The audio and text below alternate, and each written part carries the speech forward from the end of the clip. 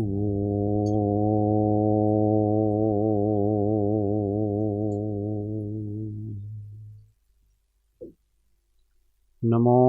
अरिहन्ताणं नमो सिद्धाणं नमो आयर्याणं नमो उवज्जायाणं नमो लोये सव्वसाहुणं तेसो पञ्चणमुकारो सव्वपावपणासण मङ्गलाणं च सव्वेसिं पडमं हवै मङ्गलम्। ॐ नमो अरिहन्ताणम्। महादेव्या कुक्षिरत्नं शब्दजितर्वात्मजं राजचन्द्रमहं वन्दे तत्त्वलोचनदायकं प्रभुतत्त्वलोचनदायकम्। परात्पर गुरुवे नमः, परम्पराचार्य गुरुवे नमः, परम गुरुवे नमः, साक्षात् प्रत्यक्ष सद्गुरुवे नमो नमः।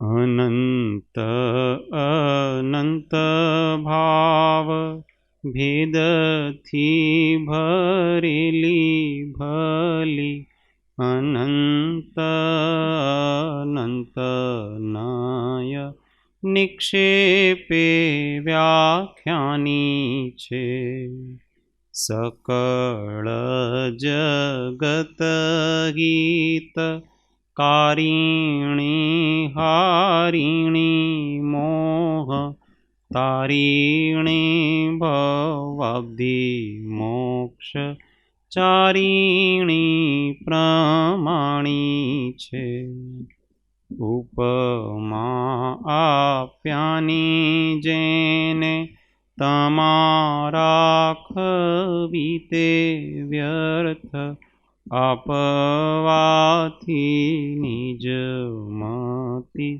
मपाई में मानी छे अहो राज चंद्र बाळ ख्याल नथी पामताय जिनेश्वर तणी वाणी जाणी तेणे जाणी छे गुरुराज तणी वाणी जाणी तेणे जाणी छे।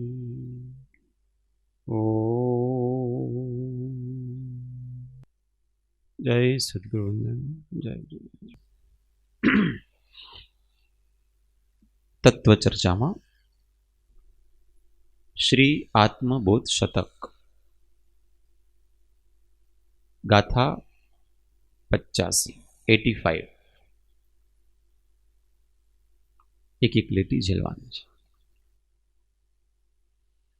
समझाने का भ्रम ना पालो किसकी सुनता कौन यहाँ समझाने भ्रम ना पालो किसकी सुनता कौन यहाँ सब अपने मन की सुनते हैं कौन किसी का हुआ यहाँ सब अपने मन की सुनते कौन किसी का हुआ यहाँ अपना ही अपना होता है केवल आत्म अपना है अपना ही अपना होता है केवल आत्म अपना है ज्ञानमय आत्म को समझो शेष जगत सब सपना है ज्ञानमय आत्म को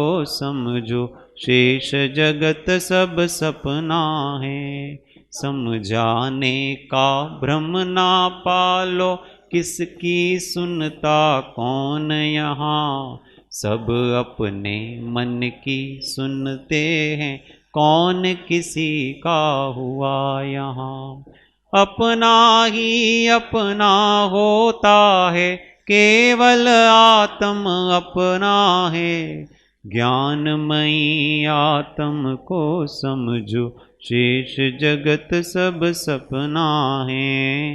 ज्ञानमयी आत्म को समझो, शेष जगत सब सपना है। कड़वी बात। समझाने का भ्रम ना पालो, किसकी सुनता कौन यहां। दूसरों को समझाने का प्रयत्न मत करो, दूसरों को समझने का प्रयत्न करो। हाँ, ये व्यवहार की बात कह रहा हूं मैं।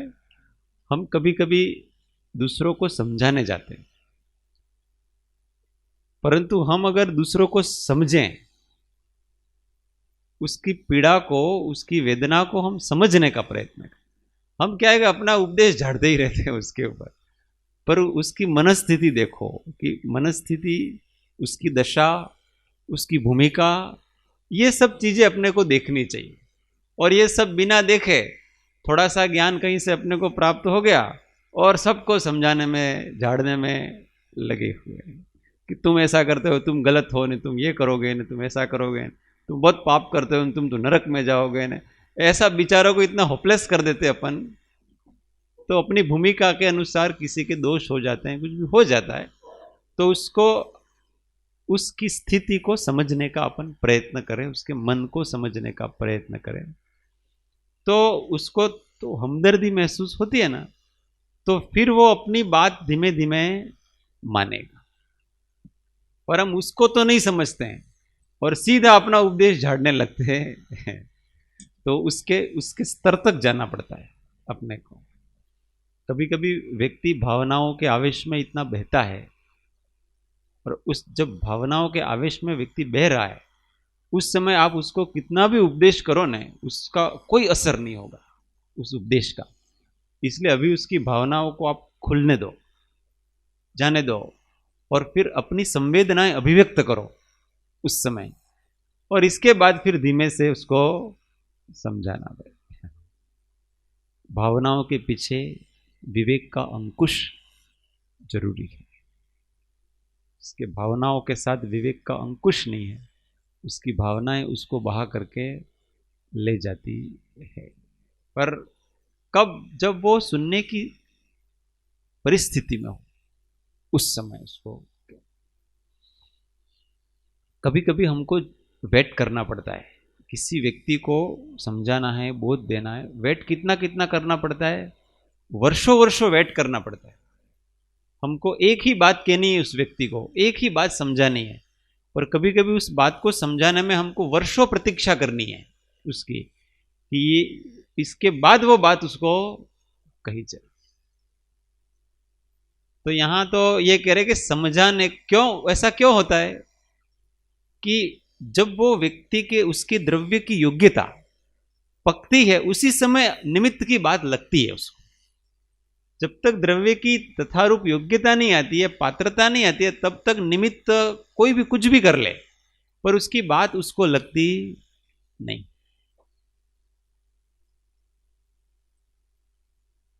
वो कोई रामकृष्ण परमहंस के पास गया, एक बच्चे को लेकर के गया, उनकी माता जी। एक घटना सबने सुनी होगी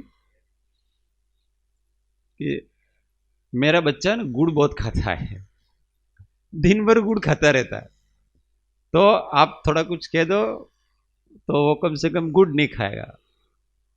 तो उन्होंने कहा कि तुम 8 दिन बाद आना। फिर 8 दिन बाद गई वो लेकर के, फिर उन्होंने कहा कि बेटा गुड़ मत खाना है। तो उन्होंने कहा महाराज ठीक है, मैं गुड़ नहीं खाऊंगा। तो वो माताजी ने पूछा कि ये बात आप 8 दिन पहले भी तो कह सकते थे, जो बात, एक ही बात कहनी थी आपको, गुड़ मत खाना बेटा, वो 8 दिन पहले भी तो कह सकते थे, अभी क्यों कहा आपने? तो उन्होंने कहा कि मैं 8 दिन पहले इसके कहने के योग्य नहीं था,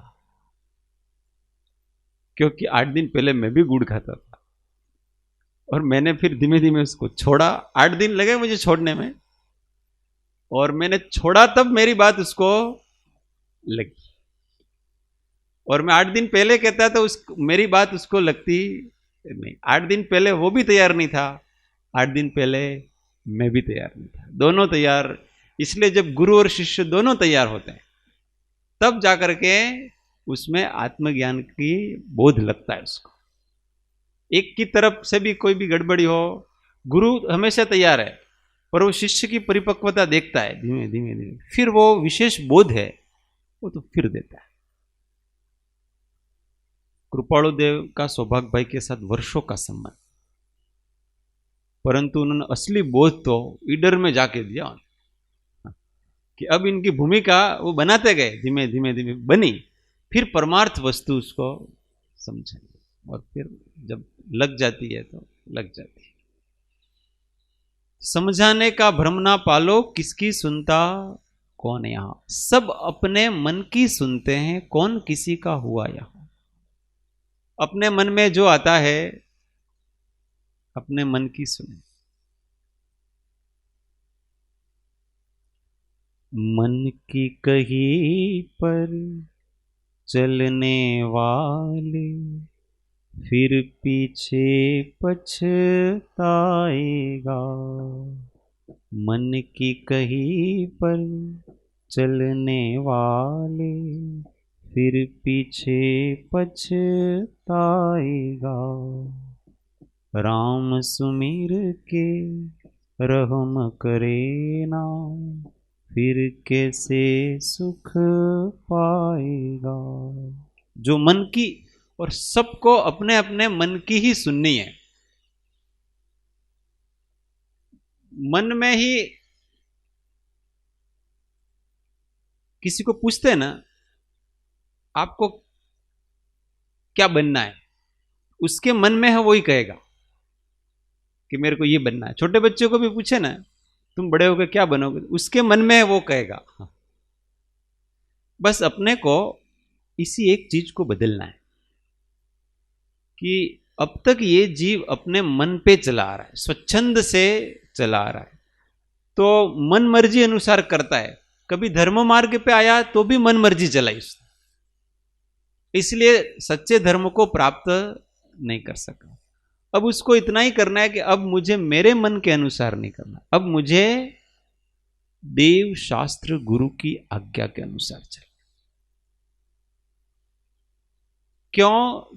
क्योंकि मैंने अब तन मन धन सर्व समर्पण कर दिया है।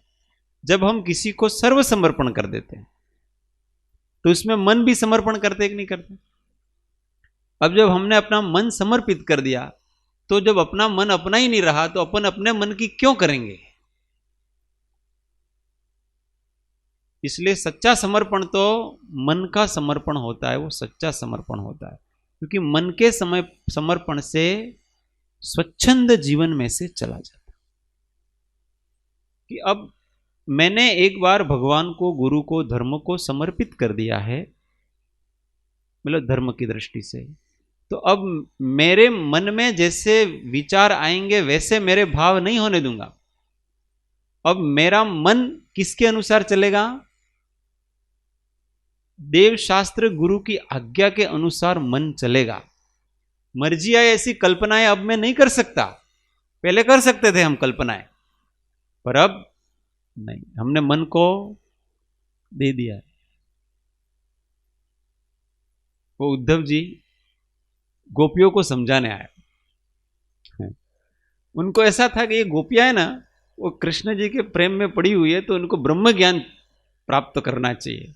इससे ये क्या भावनाओं से थोड़ी होता है कुछ भी, ये भक्ति से सब कुछ ना, ज्ञान चाहिए उसके।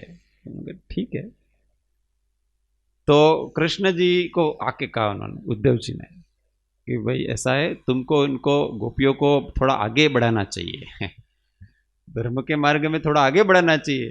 तुमने अभी प्रेम में ही फंसा करके रखा है उनको। तो उन्होंने कहा देखो मैं तो नहीं कर सका, अब ऐसा करो आप ही जाओ। वो उनसे थोड़े, उद्धव जी बड़े थे, तो आप जाओ और उनको समझा करके आओ। तो वो समझाने के लिए जाते उद्धव जी, और वो तो सबने सुना ही होगा, भागवत में बहुत अच्छा कथा आती है उसकी। तो गोपियों को समझाने लगे।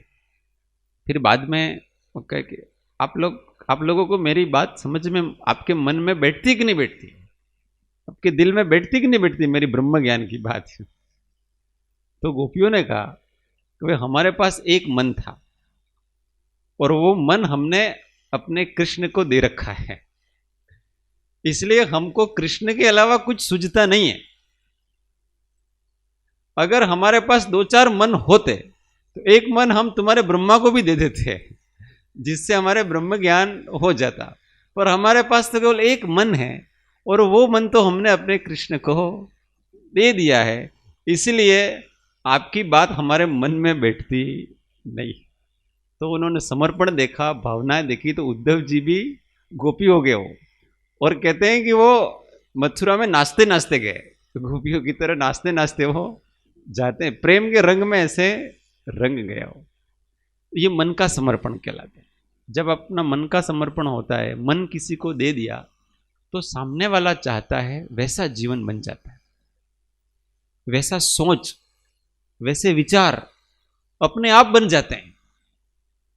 बस एक बार आप अपना मन किसी को दो, योग्य व्यक्ति को दो, जो अपने को ऐसा लगे कि ये हमको संसार में गिराएगा नहीं, ये हमको पार कराएगा, ऐसे व्यक्ति को अपना मन दे देगा। अब मैं आपके अनुसार चलूं, मेरा चित्त है वो आपकी आज्ञा के अनुसार चलेगा। चित्त को आज्ञा के अनुसार चलाना। कभी कभी हम बाहर की आज्ञा पाल लेते हैं कि कुछ सेवा का काम दिया तो भी कर लेंगे, स्वाध्याय करने का कहा तो भी कर लेंगे, हमको कोई याद करने का कहा गुरुजी ने वो भी कर लेंगे, ऐसे सब काम हम कर लेंगे। परंतु मन को उनके अनुसार बनाना, ये भक्ति की यहां चरम सीमा आ जाती है। जब भक्त भगवान को अपना मन दे देता है, अपने सारे के सारे स्वच्छंद विचार हैं वो सब निकाल करके उनके मन के साथ अपना मन मिला देता है। वो मन से मन का मिलन कहते हैं इसको। और वो एक बार हो गया तो कोई व्यक्ति कितना भी दूर क्यों नहीं हो, वो साथ साथ जीता है, 24 घंटे अपने साथ में रहता है। एक बार मन मिल जाना चाहिए। ये भक्ति रहस्य है, सदगुरु भक्ति रहस्य। और लौकिक में भी ऐसा ही देखा जाता है। मन मिला होगा, मां का मन बेटे से मिला होता है, तो 7 समंदर पार है तो भी दोनों साथ में रहते हैं। लौकिक में पति पत्नी होते हैं, उनको मन मिला होता है, तो पति विदेश गया है तो भी साथ में। एहसास, ऐसे ही धर्म मार्ग में ये चीजें बहुत काम आती है। एहसास कि हमेशा मेरे गुरु मेरे मन में बैठे हुए हैं, तो हमारे सभी विचार है ना हमेशा सम्यक निकलेंगे। अभी किसी ने हमारी निंदा कर दी, तो जब गुरु मन में बसाए हैं तो हम क्या, हमारे क्या विचार निकलेंगे? जो विचार गुरु के हैं वो विचार हमारे आएंगे, अन्य विचार नहीं आएंगे, क्योंकि हमने मन को उनके अनुसार ढाल लिया। ये भक्ति का मार्ग बहुत सरल है, बहुत कुछ अभ्यास करने की इसमें जरूरत नहीं है। अपने उपयोग को अपने आराध्य के उपयोग के साथ मिला देना, फिर देखो उनके ही जैसा आनंद हमको आने लगता है। धीमे धीमे धीमे धीमे धीमे धीमे आता है। एकदम तो ऐसा आता नहीं है, पर एकदम मन मिल गया तो दशा भी वैसी धीमे धीमे हो जाती है, वो दशा आने लगती है। अपने मन को मिलाने का कभी कभी जीना, अभ्यास करना, 2-2 3-3 दिन एक महापुरुष के साथ जियो। अपने को फील होता है कि ये हम खाते पीते उठते बैठते साथ में, इसी का नाम तो धर्म है, और कौन सा धर्म है। और ये कृपाणु देव ने कहा है कि ये भक्ति 12वें गुण स्थान तक चलती। कौन से गुण स्थान से चलती है ये भक्ति? 12वें गुण स्थान तक निर्विकल्प समाधि में ये भक्ति चल रही, क्योंकि वहां भी ज्ञानी पुरुष के वचन का अवलंबन है। वहां पर बुद्धिपूर्वक तो कोई विचार ही नहीं है 12वें गुण स्थान में, जहां पर अब क्षण मात्र में वो केवल ज्ञान लेने वाला है। उस दशा में बुद्धिपूर्वक तो उसका विचार ही नहीं है, और अबुद्धिपूर्वक जो भी विचार हैं वो सारे के सारे आगम से युक्त हैं, गुरु के ज्ञान से युक्त विचार चल रहे हैं, अबुद्धिपूर्वक उसके संस्कार उनकी मन मर्जी के अनुसार चल नहीं रहे। देखो, मन का समर्पण। एक बार हम जिसको मन देते हैं उसको, उसके हृदय को अच्छी तरह से समझें। कहीं ऐसा नहीं हो कि हम अपना मन ऐसे व्यक्ति को दे दें जो हमको संसार में चार गतियों में भटकाए। मोही रागी व्यक्ति को नहीं देना, जिसके अंदर ज्ञान भी है, प्रेम भी है, विवेक भी है, वैराग्य है, धर्म प्रकट हुआ है, ऐसे को मन दे दिया तो फिर अपना मन वो हरण कर लेते हैं। बहुत जोरदार बात कही है उसने। सब अपने मन की सुनते हैं, कौन किसी का हुआ यहां। अपना ही अपना होता है, केवल आत्म अपना है। अपना ही अपना होता है, और अपना तो कौन है? एक आत्मा है, केवल शुद्ध चैतन्य। व्यवहार से देव, गुरु, शास्त्र ये भी अपने हैं। व्यवहार से साधर्मी हैं, वो भी अपने हैं। और फिर उपचार से अपने जितना भी जिसको हम अपना कहते हैं, घर गृहस्थी वाले, वो भी अपने हैं, पर वो हमारा साथ दे सकते नहीं हैं। ये चैतन्य तत्व है, वो ही मैं हूं और वही मेरे साथ हमेशा रहता है। इसलिए कभी भी अपने को नहीं भूलना। इतना राग, इतना मोह नहीं कर देना, इतना कषायाविष्ट नहीं हो जाना कि हम अपने को भूल जाएं। बस इतना सा ध्यान रखें, बाकी सब करें हम, इतना नहीं कि हम अपने आप को ही भूल जाए। कभी कभी इमोशंस हमारे ऊपर भारी पड़ जाते, तो भी उस इमोशंस, भावनाओं के समय में भी हमारे अंदर की जागृति जरूर रखना कि ये भावनाएं हैं वो क्षणिक हैं। इन भावनाओं का जो ज्ञायक है, ज्ञाता है, जिसमें भावनाओं की लहर उठती है और उसी में मिल जाती है। दिन भर हमारी भावनाएं तो उठती रहती है ना, एक तरंग उठी और फिर वो कहां गई? उसी में विलीन हो गई। समुद्र में जैसे लहर उठती है और उसी में विलीन हो जाती है, फिर लहर उठती है, उसी में विलीन हो जाती है। तो हमारी दृष्टि देखो, हमारे परिणामों में तो भावनाएं चल रही हैं और हमारी दृष्टि में भावक चल रहा है। भावनाओं को भाने वाला जो है, जिसमें से भावना उठती है और उसी में लय को प्राप्त होती है, ऐसा भावक तत्व है, ऐसा चेतन तत्व है, ऐसा ज्ञायक तत्व है, वो मैं हूं। ये भावना है वो मेरी एक समय की परिणति है, कुछ समय की परिणति है, और केवल कुछ समय की परिणति जितना मैं नहीं हूं, क्योंकि परिणति है वो बदलती रहती है, पर उस परिणति के समय में जो अपरिणामी तत्व है, जो बदलता नहीं है, वो मैं हूं। अपने स्वरूप का निश्चय से। इसलिए ज्ञानी लोगों को कितने भी मुसीबत में आए, भावनाओं, शोक अंदर हो, मोह भी चल रहा है, सब राग भी चल रहा है, बहुत चल रहा है, तो भी उस तत्व का अनुसंधान है, वो नहीं छूटता है। इसलिए जैसे वो उदय में आई भावनाएं और थोड़ी देर में वापस वो ठंडे पड़ जाते। पद्म पुराण में राम, भगवान राम का आता है कि सीता जी का हरण हो गया, तो इतने दुखी हो गए क्योंकि एक पल भी उनके बिना रहे नहीं। तो ऐसे विक्षिप्त मन जैसे हो गया कि पेड़ों को पूछने लगे कि तुमने सीता को देखा है, पत्थरों को पूछते हैं कि तुमने सीता को देखा है। ऐसे विक्षिप्त मन जैसा हो गया उनका, पागल जैसे हो गया। परंतु फिर क्या होता है, विराधित करके एक राजा होते हैं, वो पाताल लंका में ले जाता है उनको कि भाई यहाँ सुरक्षित नहीं है, रावण की सेना यहाँ भी आ सकती है, इसलिए हम वहां चलते हैं। वो पाताल लंका एक सुरक्षित स्थान था, वहां पर उनके महल में ले गया। महल में सबसे पहले वो जिन मंदिर में ले गया मुनीश्वरनाथ भगवान का मंदिर था, बहुत भव्य मंदिर था, उसमें ले गया। तो वो जैसे जिन प्रतिमा देखी उन्होंने, और एकदम राम जी सब भूल गए कि सीता जी का हरण हुआ है कि क्या, कुछ नहीं। जैसे ही भगवान की उस शांत प्रशांत प्रतिमा को देखा और तुरंत अपने स्वरूप का अनुसंधान हो गया, एकदम ठहर गए। फिर वो ठहराव लंबा चला नहीं, फिर वापस फिर वो सारा। परंतु ज्ञानी होते हैं वो बहुत लंबे समय तक भावावेश में नहीं रहते हैं, फिर ठहर जाते हैं, जागृत हो जाते हैं।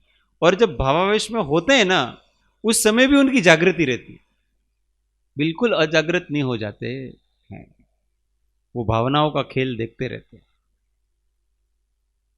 ऐसा अलौकिक स्वरूप है। શાસ્ત્રમાં નથી, પણ અનુભવમાં આવે એવું જેનું સ્વરૂપ છે. શાસ્ત્રમાં નથી અને સાંભળવામાં નહીં, હા સાંભળ્યા નથી, સાંભળ્યામાં નથી, પણ અનુભવમાં આવે એવો એનું વચન છે, એનું સ્વરૂપ છે. आनंद लेना है ज्ञानी के स्वरूप को, ज्ञानी तो ज्ञानी बनना पड़ेगा, दूसरा कोई ऑप्शन नहीं है अपने पास. ज्ञानी को समझना है, संत को समझना है तो संत बनना पड़ेगा, दूसरा कोई अल्टरनेटिव ऑप्शन है ही नहीं अपने पास. क्यों? क्योंकि किसी को थाह लेनी है ना, कुएं की थाह लेनी है तो आपको गहरे जाना पड़ेगा. वो नमक की डली है, वो कुएं में थाह लेने जाती है, वापस नहीं आती है. वो विलीन हो जाती है उसमें. ऐसा है, कोई संत बनने के लिए, ज्ञानी बनने के लिए निकलता है और वो ज्ञानी हो जाता है, ऑटोमेटिक हो जाता है. इसके लिए सच्चे हृदय से ज्ञानियों की सेवा, यही तो कहा ना, मन उनको दो, यहां यही बात कर रहे हो. उनको अपना मन दे दिया तो वो उनको अपने को अपना जैसा बना लेता है. तो इस प्रकार से ज्ञानमयी आत्म को समझो, शेष जगत सब सपना है. उदय के समय में भी अपने हृदय में उस सहज शांत चेतन तत्व को मत भूलो, जो सबका ज्ञाता है. जीवनी उत्पत्ति अने रोग शोक दुख मृत्यु देहनो स्वभाव जीव पदमां जणाय छे. एवो जे अनादि एक रूपनो मिथ्यात्व भाव ज्ञानी ना वचन वडे दूर थई जाय छे. भासी जड़ चैतन्यनो प्रगट स्वभाव भिन्न बन्ने द्रव्य निज निज रूपे स्थित थाय छे. ऐसा होता है. जीवनी उत्पत्ति अने रोग शोक दुख मृत्यु देहनो स्वभाव जीव पदमां जणाय छे. वो जीव है. विचार जिसमें विचारों का दृष्टा, मृत्यु जिसके ज्ञान में आती है, जन्म जिसके ज्ञान में आता है, शोक दुख आदि जिसके ज्ञान में आता है, वो ज्ञायक ज्ञाता वो मैं हूं. और कुछ मैं, मेरा सतचित आनंद रूप कोई कोई जाने रे. मेरा सतचित आनंद रूप कोई कोई जाने रे. कोई कोई जाने रे, कोई कोई जाने रे. मेरा परमानंद स्वरूप कोई कोई जाने रे. कोई कोई में अपना नंबर लगाने का. किसका नंबर लगाना? कोई कोई में अपना नंबर लगा. कोई अपने को यूं कहे कि इस संसार में 5 ज्ञानी पुरुष हैं, होंगे, तो अपने को ऐसा विश्वास करना है कि इन 5 में मैं जरूर होऊंगा. उन 5 में मैं मेरा नंबर जरूर लगाऊंगा, भले मुझे इसके लिए कितनी भी मेहनत करनी पड़े, अपना तन मन धन जीवन सब कुछ सर्व समर्पण करना पड़े, पर मैं उस श्रेणी में जरूर आऊंगा। अभिमान नहीं, विश्वास। કૃપાળુદેવ કહે છે, જો કે તીર્થંકર થવાની ઈચ્છા નથી, પણ તીર્થંકરી જે કર્યું છે તે કરવાની ઈચ્છા છે। ऐसा कहते हो कि जो के तीर्थंकर થવાની ઈચ્છા નથી, પણ તીર્થંકરે જે કર્યું છે તે કરવાની ઈચ્છા છે। तीर्थंकर થવાની मतलब कि लोग बहुत मान सम्मान देते हैं, ऐसा हमको नहीं बनना है। हमको लोग ज्ञानी कहेंगे, आत्मज्ञानी महापुरुष आए, हमको प्रणाम करेंगे, हमको किसी का प्रणाम नहीं चाहिए, परंतु ज्ञानी पने का सेवन हमको करना है, ज्ञानी पने के गुण हमको लाने। तो क्षमा, विनय, संतोष, सत्य, तप, त्याग, संयम, ब्रह्मचर्य, ये सब मेरे अंदर लाऊंगा। इसके लिए कुछ भी करना पड़े तो एक जीवन अपने को इनको ही समर्पित कर देना। हमने अभी तक जीवन समर्पित किस चीज को कर रखा? जीव ने क्रोध को, मान को, माया को, लोभ को, हर्ष को, शोक को, ईर्ष्या, निंदा, ऐसे विकारों को समर्पित कर रखा है हमने। अज्ञान को, मोह को, माया को समर्पित अनादिकाल से कर रखा। एक भाव अपने को क्षमा को समर्पित कर दो, विनय को समर्पित कर दो, मार्दव भाव को, कोमलता को समर्पित कर दो, संतोष को समर्पित कर दो। मुझे इस भाव में इन्हीं को बढ़ाना है बस।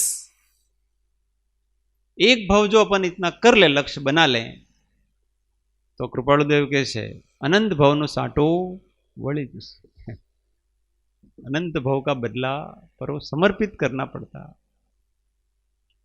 और वो तो जब तक तथारूप आज्ञा में नहीं आएंगे ना, सबका सार निकालो ना आप पूरे धर्म का, द्वादशांगी का सार अगर अपने को निकालना है तो सारा आज्ञा है। उस आज्ञा में सब कुछ आ जाता, आज्ञा के अनुसार चलेंगे तो इतना इजी पड़ता है अपने। कुछ नहीं, आप जो कहेंगे वैसा हमको करना है, हमको अपना दिमाग लगाना नहीं। वो घर में होती है ना, एक सासू होती है, एक बहू होती है, तो बहू को क्या करना है? सासू माँ जैसे कहते हैं वैसे करना है। अब कोई डेढ़ होशियार बहू आ जाती है ना, तो घर में क्लेश होता है कि नहीं होता है? क्यों? क्योंकि वो अपने अनुसार करना चाहती है, सासू के अनुसार चलेगी नहीं, अपने अनुसार चलना चाहती है, तो उन दोनों में फिर टकराव होता है। सासू अलग कहती है, ये अलग करना चाहती है, विचार मिलते नहीं है। और जो बहू है वो सासू के अनुसार चले, आप जैसा कहेंगे हम वैसा, कोई क्लेश नहीं घर में। और वो सासू उनको बेटी बना के रखेगी, वो सास उनको बेटी बना करके रखेगी, क्योंकि आज्ञा में चलता है उसको कौन प्रेम नहीं करेगा? जो अपनी आज्ञा में चलता है उसको सब प्रेम करते हैं। तो अगर महापुरुषों का प्रेम पाना है अपने को जीवन में, तो उनकी आज्ञा में अपने को चलना, वो बहुत प्रेम करेंगे और हम उनको, उनकी भक्ति बहुत करते हैं, उनके गुणगान खूब करेंगे, परंतु हम उनकी आज्ञा में नहीं रहेंगे तो फिर अंदर से वो खुश नहीं होंगे। भले आपको बाहर से कहेंगे अच्छा है भाई, किसी को दुखी नहीं करते हो अपने वचन से, पर अंदर से उनको यूं होगा कि मैं जैसा चाहता हूं वैसा ये हो नहीं रहा है। मुझे मेरी स्तुति नहीं चाहिए, मेरे गुणगान नहीं चाहिए, मेरी भक्ति नहीं चाहिए, पर मैं जैसा कहता हूं वैसा तुम चलोगे तो तुम्हारा कल्याण होगा, और तुम्हारे कल्याण में ही मेरा कल्याण है, मेरी प्रसन्नता है। ऐसा गुरु का हृदय होता है। वो गुरु को आकर के सब समर्पित कर दे, मैं इतना आपको 1 करोड़ रुपए का दान देना चाहता हूं, पर वो गुरु कहता है कि तूने बेईमानी से कमाए हुए, तू बेईमानी छोड़। तो वो कहता है कि ये तो अपने कैसे भी कमाए पर दान देने के काम आते हैं ना। बेईमानी से कमा रहा हूं परंतु दान देता हूं तो उससे तो ज्यादा पुण्य होता है। तो भाई ये नहीं है, बेईमानी एक वृत्ति है। तो गुरु उस वृत्ति को निकालना चाहते हैं। फिर 1 करोड़ रुपए से हमको कोई लेना देना नहीं है, तो अरबों रुपया हमको दे देना, हमको तेरी वृत्ति निकालनी है। और वो तू निकाल देगा तो तू मेरा प्रिय है, तू मेरे दिल में राज करेगा, और वो तो नहीं निकाल सकता है, और तू मुझे करोड़ों अब्जों रुपये दे देना तो भी मेरे कोई काम का, मेरे हृदय में तू स्थान नहीं पा सकता। अब देखो अपन महापुरुष के हृदय में कितने पहुंच पाते हैं, और कोई अजनबी है, पहचानता भी नहीं है, पहली बार आया है, पर उसका गुण देखते हैं ना तो बहुत प्रसन्न होता है, क्योंकि गुण प्रमोद खिला हुआ अंदर खिलता है ना, महापुरुषों के हृदय में गुण प्रमोद खिलता है। अपने पास में बरसों से रह रहा है पर वो गुण नहीं है, और वो कोई पहली बार मिला और उसमें वो गुण है तो वो खुश हो जाएंगे, प्रसन्न हो जाएंगे। देखो यार, और इसको कहेंगे तू सीख, बरसों से मेरे साथ रह रहा है, अभी तक तेरे अक्ल ठिकाने आई नहीं है, उसको सीखो वापस। महापुरुषों का प्रेम अलग प्रकार का होता है। रति एक तन में संचरे, सब तन कंचन होए। चलो, तो ज्ञानमयी आत्म को समझो, शेष जगत सब सपना है। 86 नंबर, इसको पढ़ लेते हैं। 86।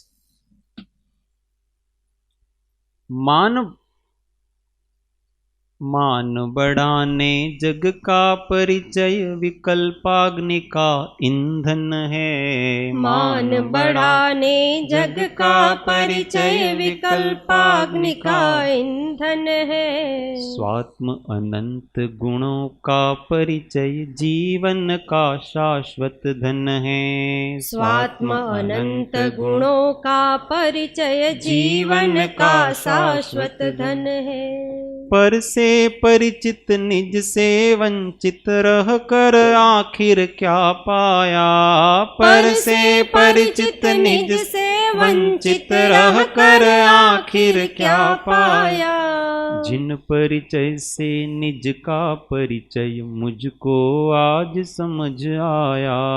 जिन परिचय से निज का परिचय मुझको आज समझ आया।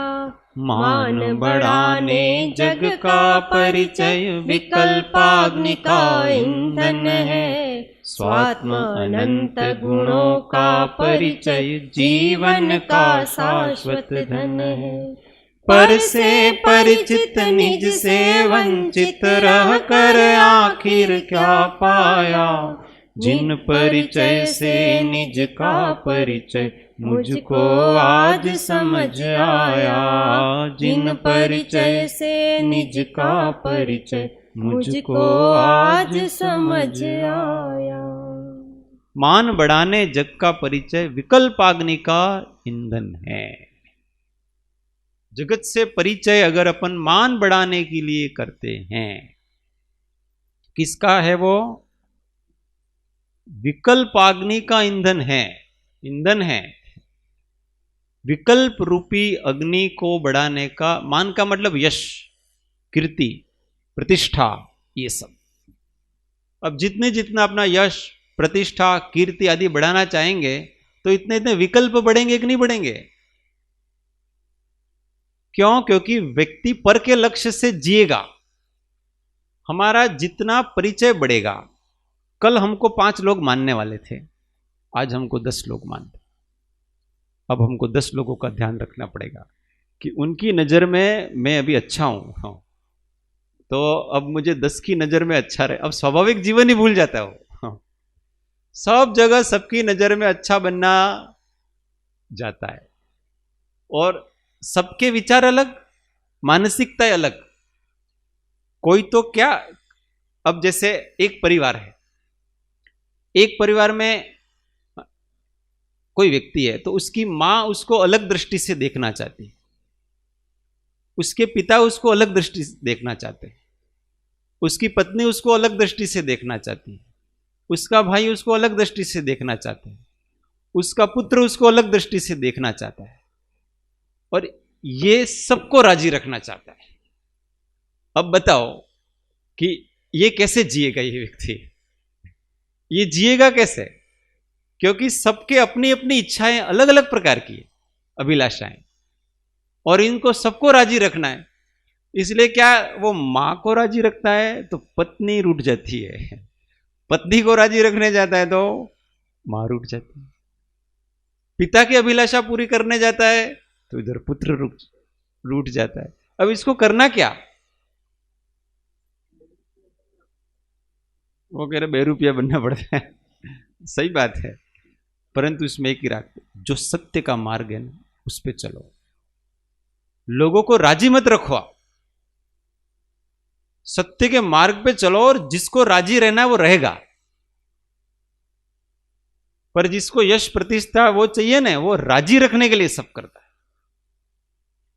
अरे दूसरा तो थी ये प्रवचन भी करते हैं ना बहुत से लोग, वो भी सामने वालों को राजी रखने के लिए करते हैं कि भाई जो आमाक છે ને જુદા જુદા સંપ્રદાયનો કોઈ સંપ્રદાયને ઠેસ નહીં પહોંચે अथवा कोઈને ખોટું નહીં લાગી જાય, तो उन सामने वालों को पसंद है वो बोलता है, सत्य नहीं बोल पाता है व्यक्ति। क्यों? क्योंकि सबको खुश रखना है।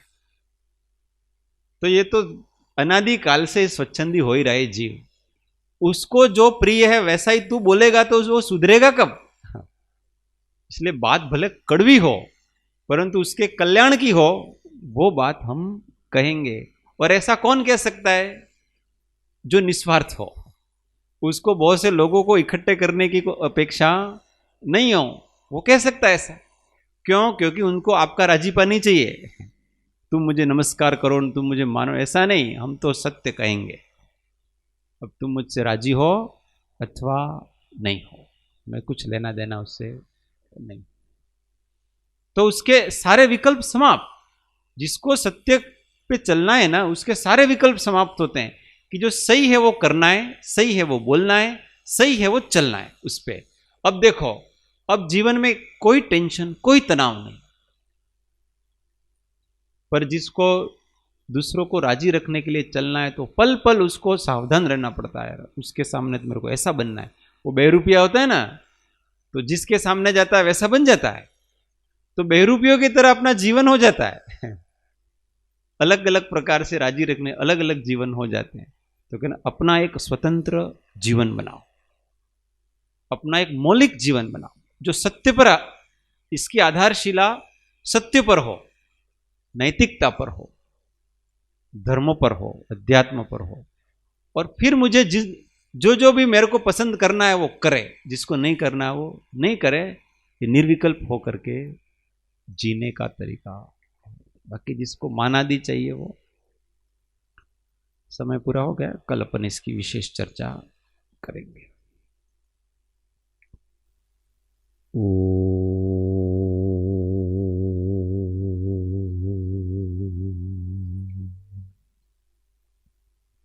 सुखधाम अनंत सुसंत चहि, दिन रात्र रहे तध्यानमहि, पर शांति अनंत सुधामय जे, प्रणमो पद तेवर ते जय।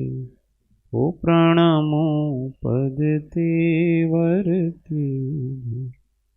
सद्गुरु परम कृपाणु त्रिलोकनाथ की जय, सब संतन की जय।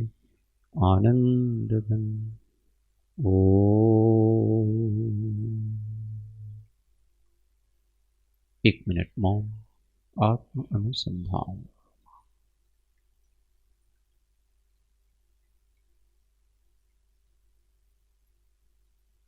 ओम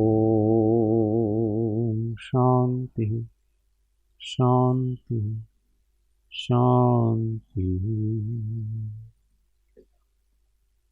जय सद्गुरु। जय सद्गुरु।